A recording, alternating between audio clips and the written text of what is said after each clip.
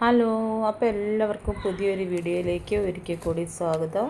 അപ്പം ഞങ്ങൾ ഇന്നിവിടെ 2 തൈകളാണ് നടുന്നത്. ഒരു മാവിൻ്റെ തൈയും ഒരു റംബുട്ടാൻ്റെ തൈയും. അതിനുവേണ്ടി ഞാനിവിടെ ന്യൂട്രി മിക്സ് എന്ന് പറയുന്ന ഒരു വളം അവർ തന്നിട്ടുണ്ട്. നമ്മുടെ ആ പ്ലാന്റ് മേടിച്ച നഴ്സറിയിൽ നിന്ന് തന്നെയാണ് ഇതിൻ്റെ ആ വളം അവർ തന്നത്. അത് വെച്ച് നടണമെന്ന് അവർ പറഞ്ഞേക്കുന്നത്.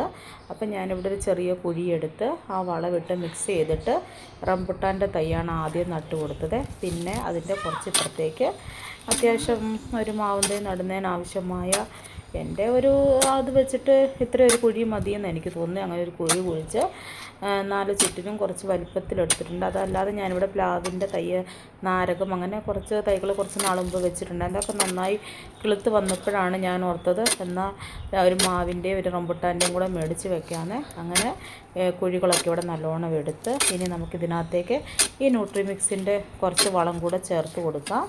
അപ്പോൾ നമ്മൾ ആവശ്യത്തിനുള്ള കുഴിക്ക് വലിപ്പമായിട്ടുണ്ട്. നമുക്കിതിനകത്ത് വളമിട്ട് കൊടുത്തിട്ട് ഈ ഒരൊറ്റ വളം മാത്രമേ ഇവിടെ ചേർക്കുന്നുള്ളൂ കേട്ടോ.